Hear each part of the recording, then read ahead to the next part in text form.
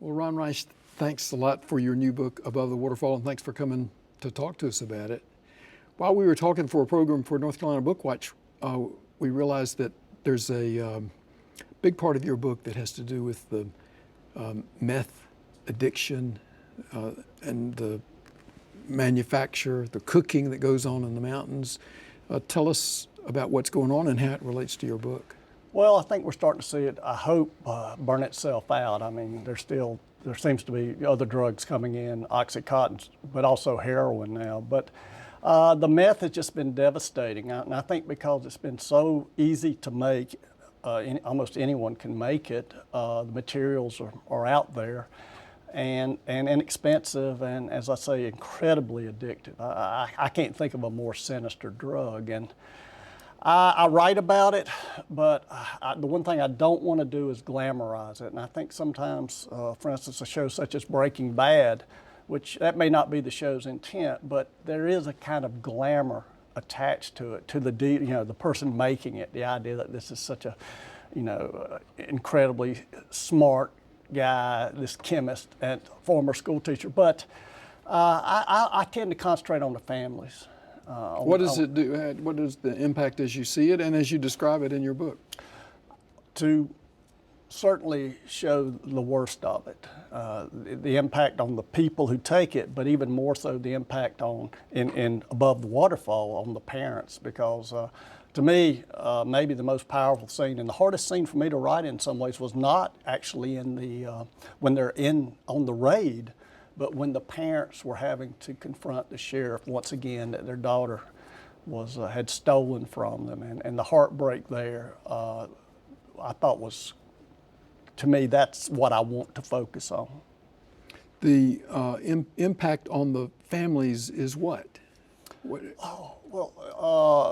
Certainly sadness. I mean, the fact that parents are watching their children that they love get caught up in this and not be able to get out. The attempts to get them to go to rehab, too often the failure of that. As a parent, what could be more heartbreaking than to watch your child descend into this? Well, you say you don't want to glamorize this meth addiction.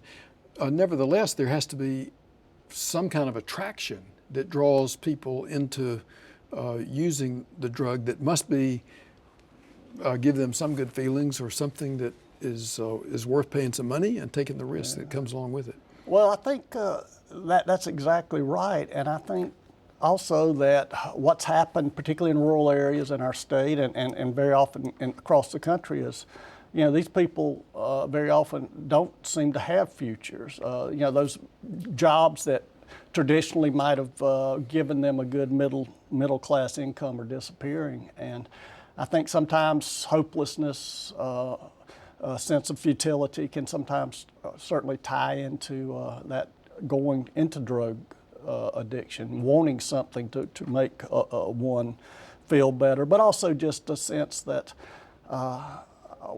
why not? I have nothing to look forward to. Well, the attraction, whatever it is, seems to have a payoff, which is terrible, as you describe the people who have become addicted. Their teeth, something happens to their teeth. They age. What's the chemical cause of all of that? Insidious drugs. I mean, or contents. Everything from Clorox to Sudafed can go into it. Because of that, it does terrible things to the body. The teeth is more just the craving for sweets, but if anyone who's seen pictures before and after, sometimes just someone for a couple of years or even a year, it's incredible to see how ravaged their bodies are. Tell us a little bit now, we got just a minute, but tell us a little bit about your book, Above the Waterfall, which does have a substantial subplot about meth addiction. What about the rest of the book? Well, it's my most hopeful book. It sounds real hopeful, I know, from what I've been saying, but it truly is. And I hope and that the reader senses that this is also a book about wonder and the beauty of the world and of people trying to do their best, and people redeeming themselves. I think particularly with Les and Becky, the two main characters, that these are people who have gone through tough times and been able to survive and become better. Your fans and critics agree that you are one of the great voices of the Appalachian Mountains.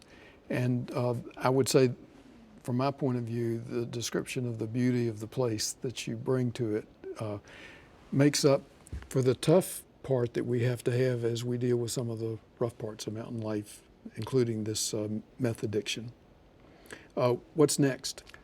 Oh, well, I've got a book of poems coming out in April, new and selected poems. I'm very happy about that. I love poetry, and I'm at work on a new novel. I can't seem to cure myself of it. We hope you never get cured of it, and thanks for dropping by and visiting with us again, Ron Rash. Always great to see you.